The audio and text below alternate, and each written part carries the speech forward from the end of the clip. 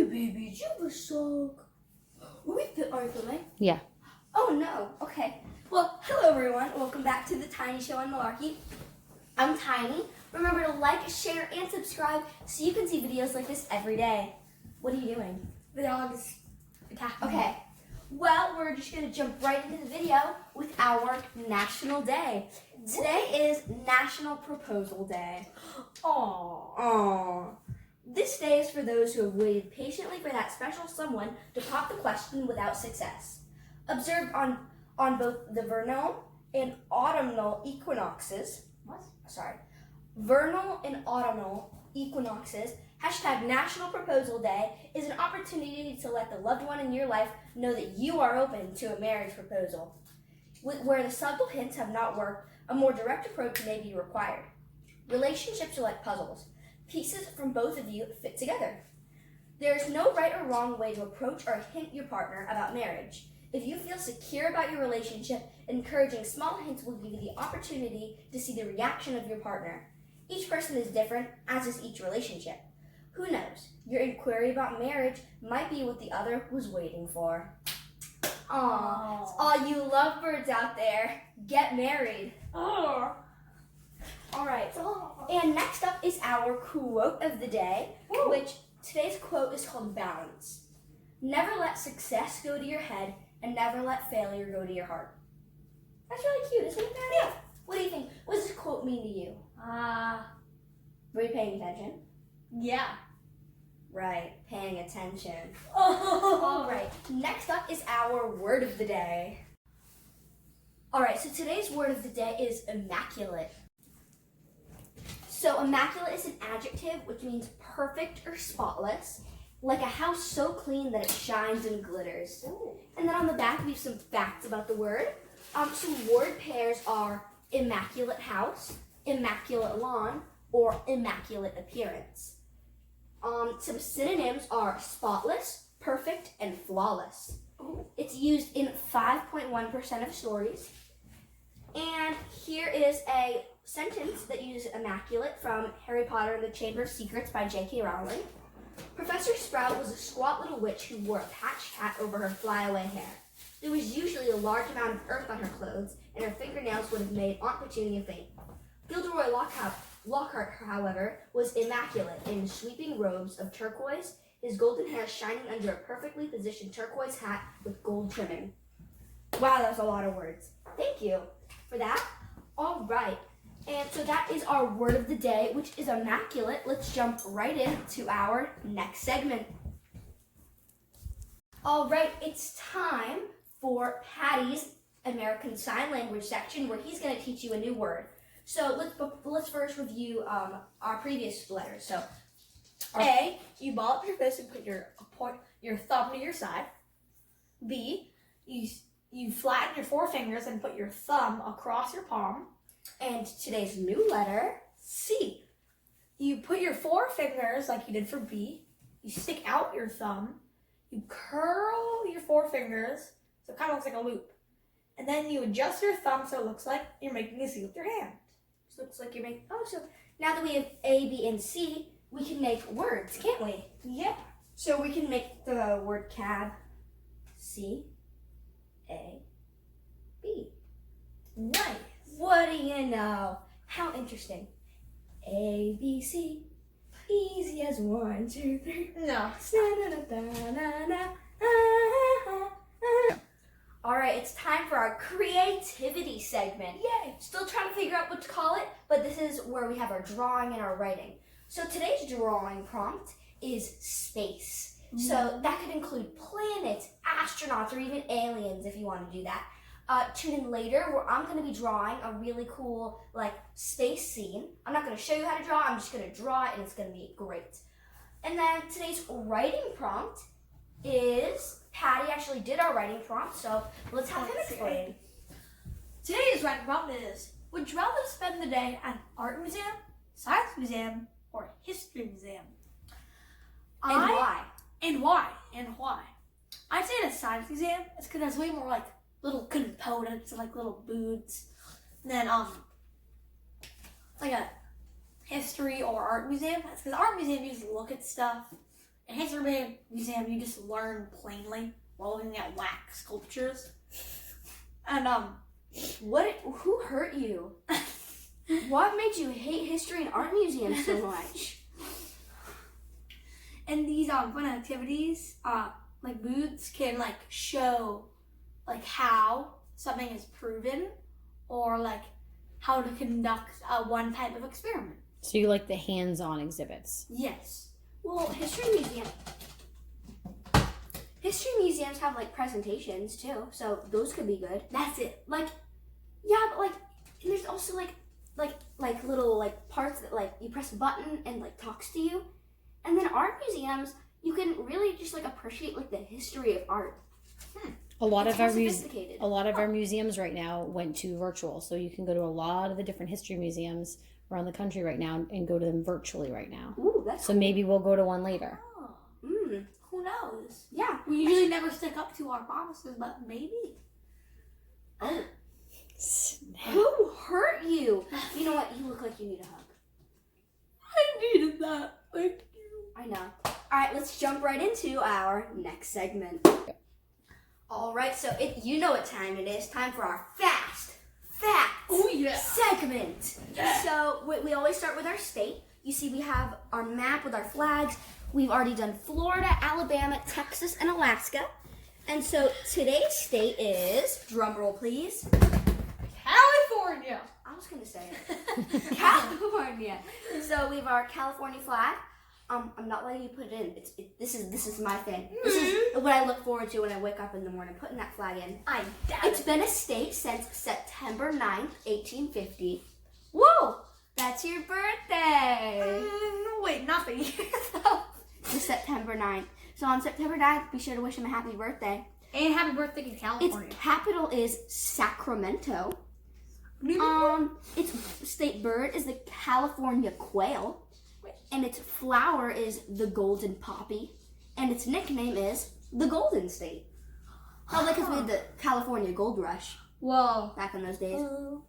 But here's a little facts about it. It's the most populous state, third largest in size, Whoa.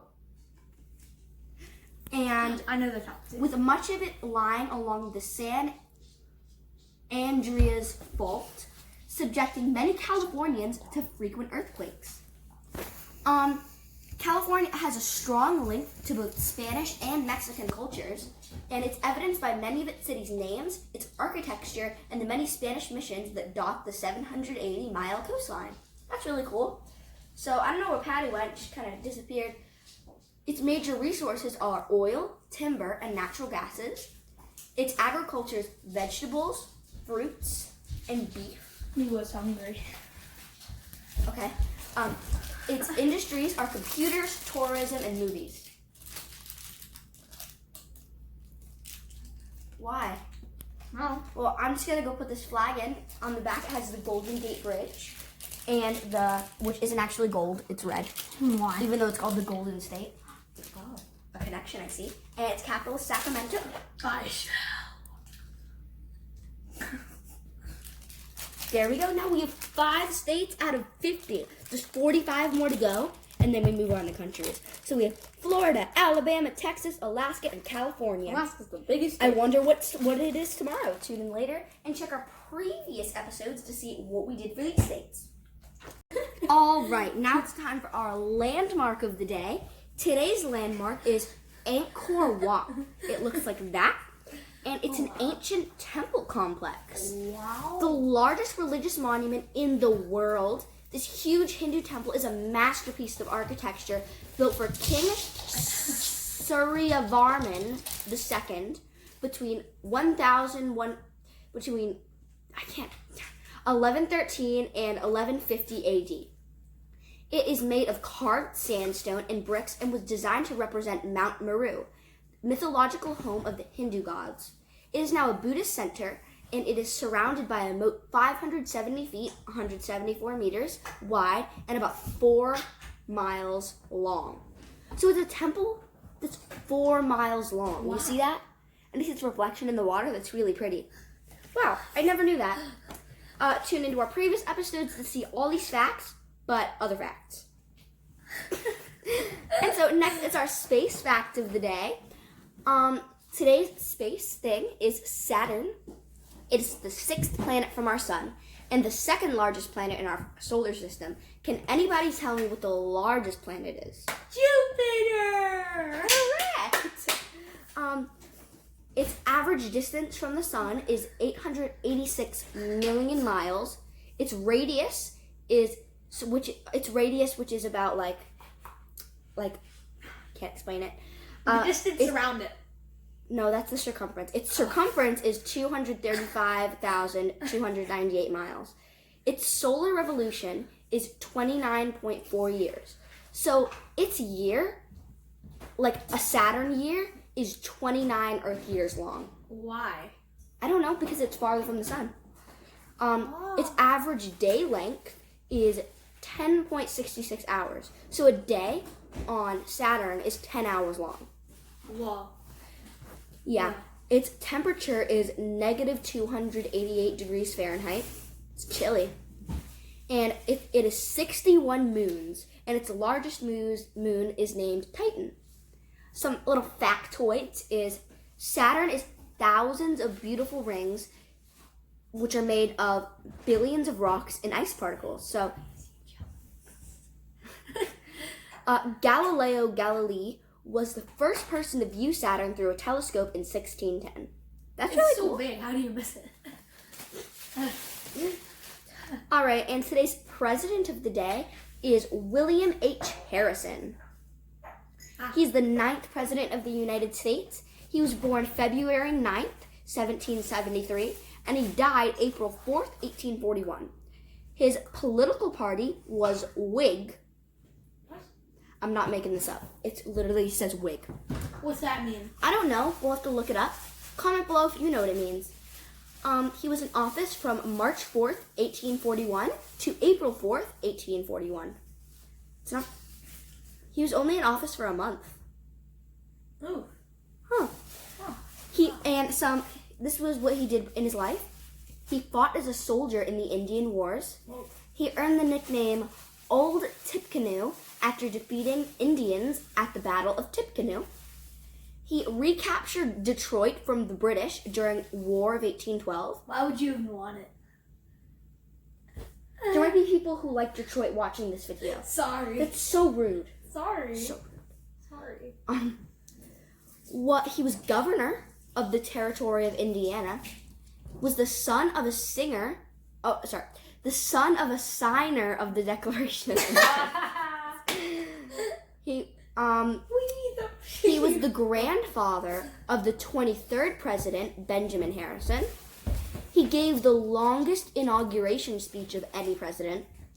He caught pneumonia while giving his inauguration speech on a cold, wet day and died 32 days later. So that's why he was only in office for a little bit, because he got pneumonia during his long inauguration speech. So the lesson we can learn from that, kids, is don't make long inauguration speeches and you won't get pneumonia.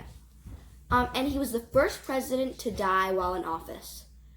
That's a sad accomplishment. That's really sad. And that leads us to our animal of the day, which is the giant anteater.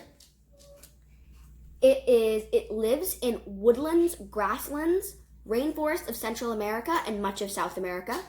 Its height is 2 feet. Its body length is 40 to 48 inches. Its tail length is 28 to 35 inches. It weighs 44 to 90 pounds. It eats ground-dwelling ants, hence the name, and eats 30,000 ants a day. That's crazy. Yeah. It lives about 15 years, and its babies are called pups. So, giant anteater pups. Yeah. So cute. Some little animal facts about it. When the giant anteater sleeps, it curls its big bushy tail around itself. Oh, I can just imagine that. That's so cute. The pup clings to its mother's back. Oh. Its 4 paws have strong, sharp claws for digging into ant nests. Not that cute. Its tongue is covered in tiny, sticky spines. It can be extended 2 feet out of the snout down into an ant nest. No. It went from cute to not cute. I know. They're nasty. And it's a primitive species and is the largest anteater in the world. So those are some really cool facts, which leads us into our next segment. Butterfly. Brownie point. Oh, sorry. I was just flattering my mom to get some gaming time for later. So this is my mom's joke book, in case you didn't know. And sadly, this page fell out. We didn't destroy it. It just, over time, things just happen. Make sure to respect your book so that pages don't fall out. But we can still enjoy it, and we'll probably tape it back up. The joke today is, it's kind of a riddle. What gets bigger the more you take away? A hole. Think about it. The more you take away, the bigger it gets. That's really cool. I would never have thought of that in a million lifetimes. So thanks to this book, we now know. And that leads us into our last segment because it is almost time for us to finish up the show. And it's time for our Book of Why. Well, why do we have to end this video so soon? I know, right? We'll be back tomorrow. Remember to subscribe. And you won't have to leave us quite so soon. We have book readings, drawing videos. All right. Today's is what causes lightning? Ever noticed how most batteries have little plus symbols on their tops and minus symbols on their bottoms? A storm cloud is like a big fluffy battery, the most powerful battery on Earth. Drops of rain and bits of ice blow and fall within the cloud, bumping it against one another to create static electricity. Positively charged particles rise to the cloud's top, while negatively charged particles sink to the lower levels. The difference between the positive and negative particles builds up a current, which arcs through the air as intra-cloud lightning, the most common type of lightning. That's really cool. I didn't know that. So now we know how lightning works, kids. You've learned so much today. You've learned about California, lightning, and what gets bigger the more you take away? A hole. So remember to like, share, and subscribe for more videos like this, and tune in every day to see what surprises we have in store. Thanks for watching. Have a great day. The Tiny Show.